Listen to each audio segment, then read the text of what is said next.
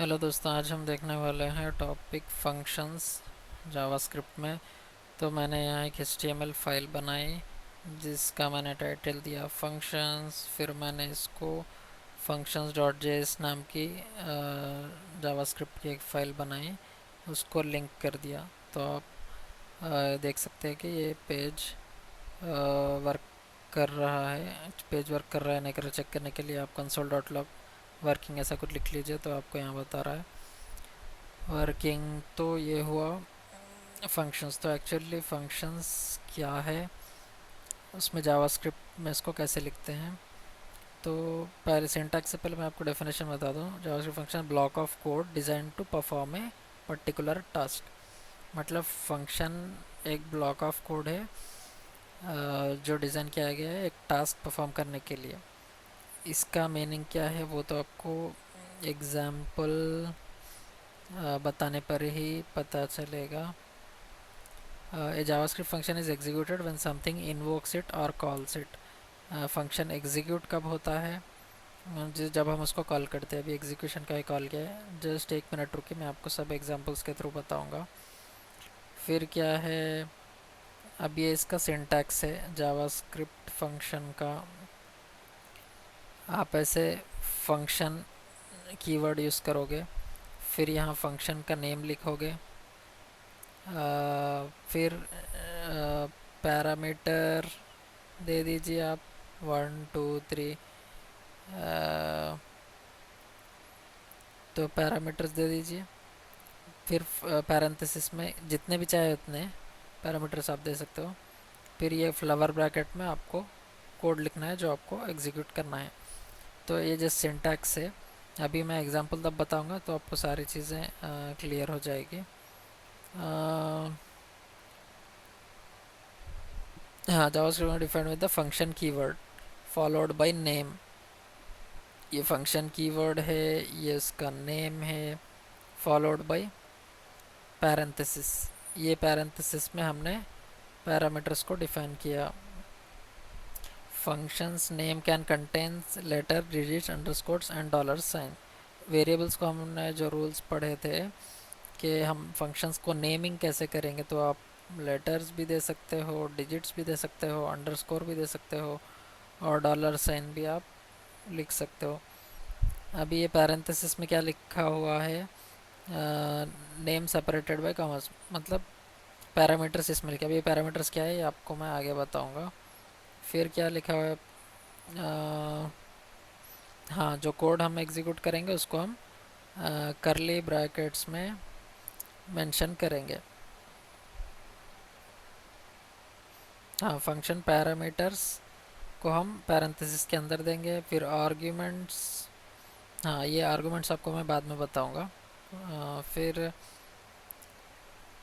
ठीक है, ये भी बाद में बताऊंगा। यूजर कोड फंक्शन क्या करता है, एक कोड को मॉड्यूलर रीडेबल और रीयूजेबल बताए, मतलब आप बार बार भी उस कोड को यूज़ कर सकते हो। कोड और बहुत रीडेबल रहेगा, मॉड्यूलर कोड भी रहेगा। तो अभी फंक्शन को डिफाइन करने के कितने वे से, इसमें मैं आपको एग्जांपल्स बताऊंगा।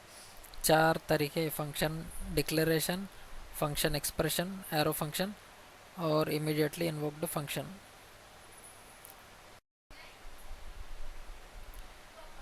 तो दोस्तों, मैंने यहाँ एक, इससे पहले कि हम फंक्शन के टाइप्स देखें, मैंने यहाँ एक बताता हूँ कि फ़ंक्शन कैसे लिखना है। सिंपल फंक्शन, फंक्शन लिखो आप, और ये फंक्शन का नाम मैंने ग्रीट दिया।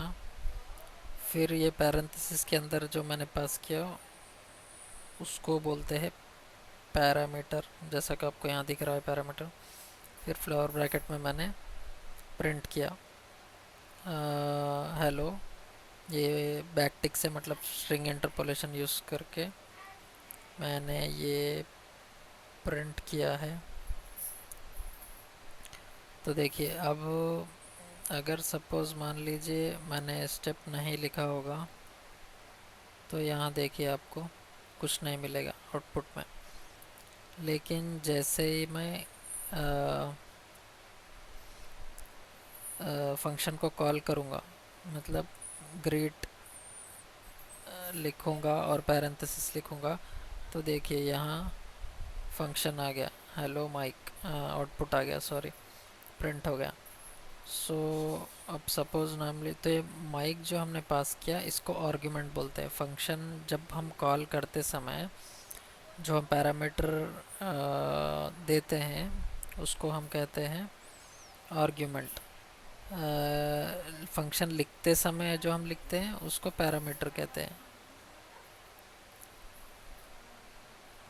तो ये हुआ ये पैरामीटर है नेम, माइक आर्गुमेंट है, ग्रीट फंक्शन का नेम है, और हमने फंक्शन को कॉल किया फंक्शन इस तरह नेम लिखकर।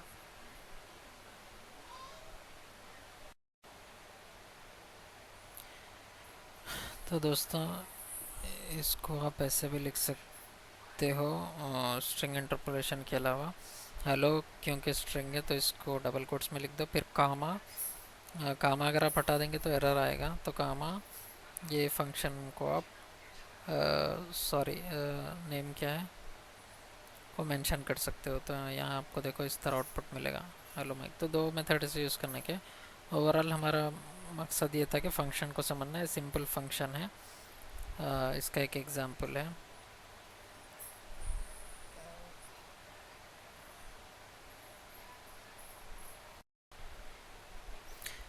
तो दोस्तों पहला जो तरीका है वो है function declaration. It is the oldest way of defining a function. Function को डिफाइन करने का ये बहुत पुराना तरीका है। हर फंक्शन में क्या होगा, फंक्शन का नेम होगा, फंक्शन नेम, फिर पैरामीटर, फिर आर्ग्यूमेंट और रिटर्न होगा। फंक्शन को कैसे क्रिएट करते हैं यहाँ एक एग्जांपल देकर बताया गया। A b are parameter which are be pass to function. तो एक हमने फंक्शन बनाया जिसका नाम है सम, जिसको हमने पैरामीटर्स दिए ए कामा बी, और जो क्या एग्जीक्यूट कर रहा है कोड ए प्लस बी, रिटर्न ए प्लस बी। रिटर्न मतलब ये होता है कि अब सपोज़ मैं आपको एग्जांपल ही बता देता हूँ। तो यहाँ फंक्शन है, अब आप यहाँ जाकर देखोगे तो आपको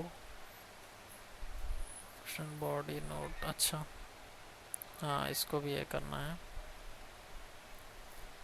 तो आपको आउटपुट में कुछ भी नहीं दिखेगा। क्यों नहीं दिखा? क्योंकि आपने फंक्शन को कॉल ही नहीं किया। तो चलिए फंक्शन को कॉल करते हैं। फंक्शन है सम ऑफ, अगर मान लीजिए मैंने ए कामा बी दिया,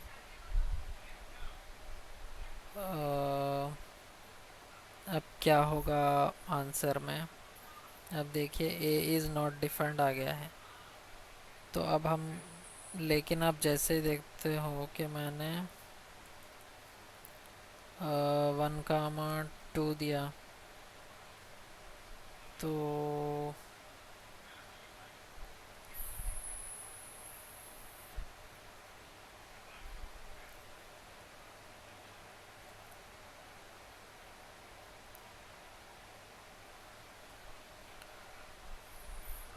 हाँ सॉरी, तो एक्चुअली इसको सम 1, 2 मतलब फंक्शन कॉल हो चुका है, लेकिन इसको प्रिंट भी करना है हमें।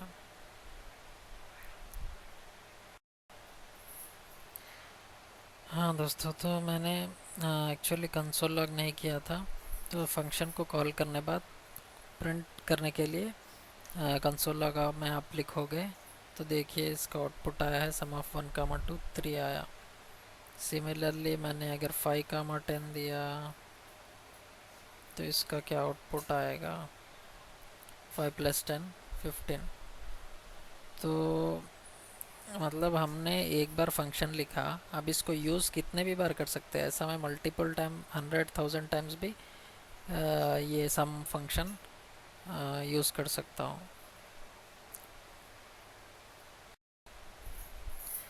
तो दोस्तों इधर रिटर्न क्या करता है कि आप अगर रिटर्न लिखोगे तो जब आपने वैल्यूज़ 1, 2 पास किया इस फंक्शन में एज आर्ग्यूमेंट्स, तो रिटर्न में ए प्लस बी मतलब 1 + 2 हो जाएगा। रिटर्न 3, ये 3 आउटपुट ये सम को रिटर्न कर देगा आउटपुट में। तो रिटर्न जहाँ होगा वहाँ फंक्शन वो टास्क करके इस फंक्शन को रिटर्न कर देगा। तो ये रिटर्न के काम है। अब ये हमने फंक्शन डिक्लेरेशन देखा, अब देखते हैं फंक्शन एक्सप्रेशन।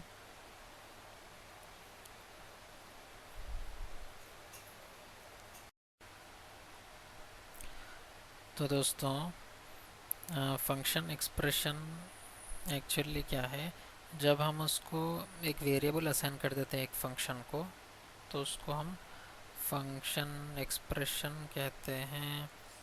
जैसे कि ये एग्जांपल देखिए आप, कॉन्स्ट मैंने स्क्वायर नाम का एक फंक्शन बनाया, फिर is equal to function of a parameter pass किया, फिर लॉग ए प्रिंट किया। स्क्वायर 5 आप आउटपुट देखोगे तो आपको यहाँ स्क्वायर ऑफ 5 स्क्वायर 25 होगा दिखेगा।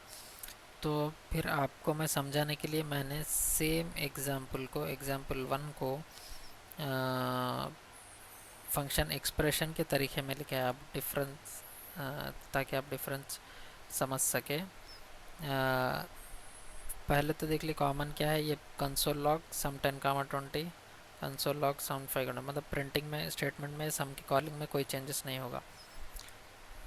रिटर्न हमने फ्लावर ब्रैकेट में किया, यहाँ भी फ्लावर ब्रैकेट में, वो भी चेंज नहीं होगा। फिर चेंज क्या होगा, function sum of a comma b लिखा, इधर आपको लिखना है function of a comma b. फिर सम कहाँ गया, फंक्शन का नेम कहाँ गया, फंक्शन का name is equal to operator में हमने असाइन किया लेट कीवर्ड यूज़ करके। कॉन्स्ट भी यूज़ कर सकते हो आप, वेर भी यूज़ कर सकते हो, जनरली हम लेट और कॉन्स्ट ही ज़्यादा यूज़ करते हैं, तो कॉन्स्ट भी यूज़ कर सकते हो। तो अगर आप देखोगे इसका रिज़ल्ट, तो देखिए आपको आएगा 10 + 20 इज़ 30। यहाँ 5 + 10 है, तो मैं आपको 5 10 कर कर ही बता देता हूँ। 5 10 मतलब आंसर आपको 15 आएगा। तो ये देखिए 15। तो मतलब इसमें लिखने के तरीके में डिफरेंस है, इसको फंक्शन और सम देते हैं, इसको sum is equal to function of parameters देकर पास करते हैं। ये इस तरह होगा फंक्शन एक्सप्रेशन। तो अब देखिए यहाँ मैंने सिर्फ फंक्शन को कॉल किया, यहाँ से कंसोल लॉग हटा दिया, लेकिन यहाँ रिटर्न के बजाय यहाँ कंसोल लॉग मैंने प्रिंट किया, फिर भी आपको आंसर 15 मिल जाएगा। तो आप कंसोल लॉग भी यूज़ कर सकते हो या रिटर्न भी यूज़ कर सकते हो। फंक्शन एक्सप्रेशन और फंक्शन डिक्लेरेशन में ये फ़र्क है। अब हम देखते हैं इमीडिएटली इन्वोक्ड फंक्शन एक्सप्रेशन।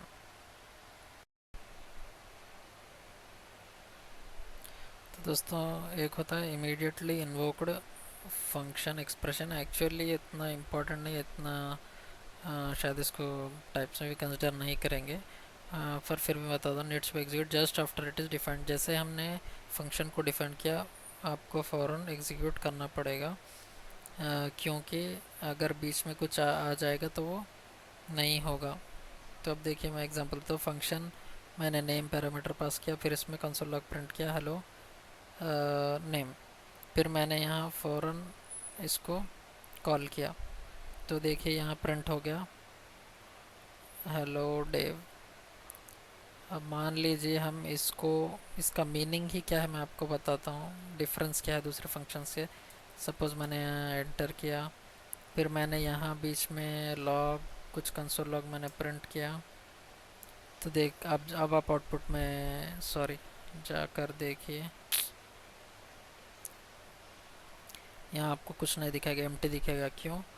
क्योंकि फंक्शन इमीडिएटली फंक्शन एक्सप्रेशन का मीनिंग ही है कि आपको बीच में कुछ भी आप कोड नहीं लिख सकते, अगर लिखोगे तो ये फंक्शन कॉल नहीं होगा। तो ये है इमीडिएटली इन्वोक्ड फंक्शन एक्सप्रेशन। लेकिन पिछली फंक्शंस ऐसा नहीं होगी, जैसा पिछली आप फंक्शन देख सकते हो, ये फंक्शन एक्सप्रेशन हो गया। अब स्क्वायर 5 मैंने यहाँ लिखा, मान लीजिए इसको, ठीक है आपको मैं बताता हूँ, 1 मिनट। हाँ यहाँ देखिए मैंने फंक्शन यहाँ लिखा, उसके बाद मैंने कुछ कोड लिखा, फिर इसको कॉल यहाँ किया। चलो मान लीजिए उस कोड को हम रन भी करके देख लेते हैं, जैसे ये है। फिर भी आप देखो console log empty string print हुई, लेकिन उसके बाद फिर 15 प्रिंट हुआ है। तो दूसरे फंक्शंस को आप कहीं भी कॉल कर सकते हो, लेकिन फंक्शन एक्सप्रेशन एक ऐसा फंक्शन है जिसको आपको इमीडिएटली कॉल करना पड़ेगा।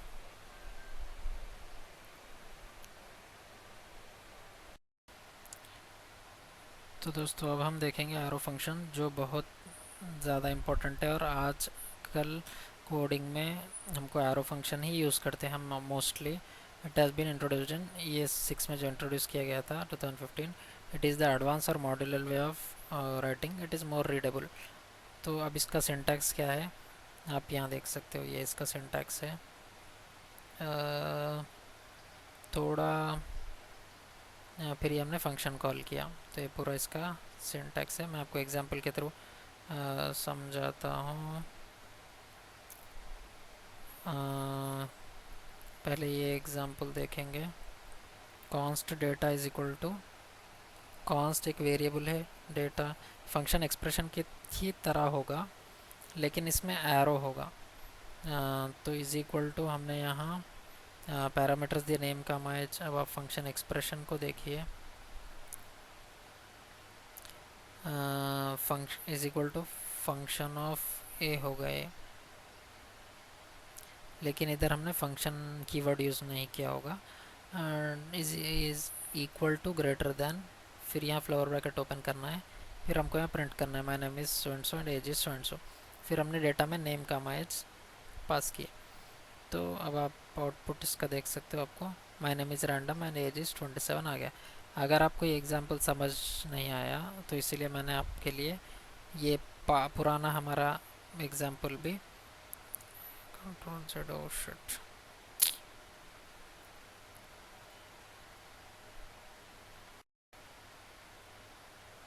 हाँ, तो मैंने आपको ये पुराना एग्जाम्पल ही बता दिया है।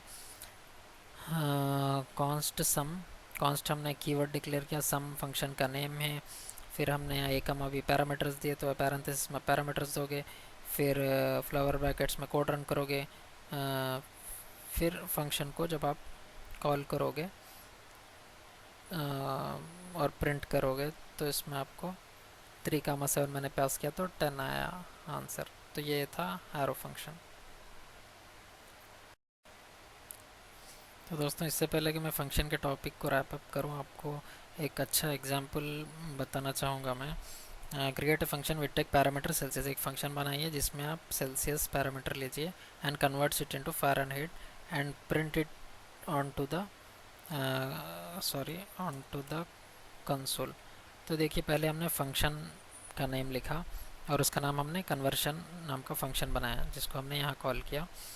तो हमने सेल्सियस नाम का एक पैरामीटर लिया। फिर इससे पहले मैं आपको एक फ़ारेनहाइट नाम के वेरिएबल को डिफाइन किया और उसमें इसका फार्मूला लिखा। फिर हमने इसको प्रिंट कर दिया उस वेरिएबल को। तो ये फार्मूला आपको फ़ारेनहाइट से सेल्सियस से फ़ारेन हीट में कन्वर्ट करने का फार्मूला है। तो अगर हम ये फार्मूला टाइप करेंगे तो यहाँ कन्वर्शन आएगा। सपोज़ मैंने 37 डिग्रीज, मतलब ये 37 डिग्री नॉर्मल वेदर का टेम्परेचर है मान लीजिए, उसको मैंने दिया, तो आउटपुट मेरा 98.6 फ़ारेनहाइट। आपको पता होगा 98.6 मतलब ये नॉर्मल बॉडी टेम्परेचर है, जो आउटसाइड का टेम्परेचर 37 होगा। तो दोस्तों ये थे फंक्शंस और उसके टाइप्स और उसके एग्जांपल्स। उम्मीद करता हूँ कि आपको कॉन्सेप्ट समझ में आया होगा। अगर आपको कुछ डाउट्स है तो कमेंट्स कीजिए। So thank you very much for watching.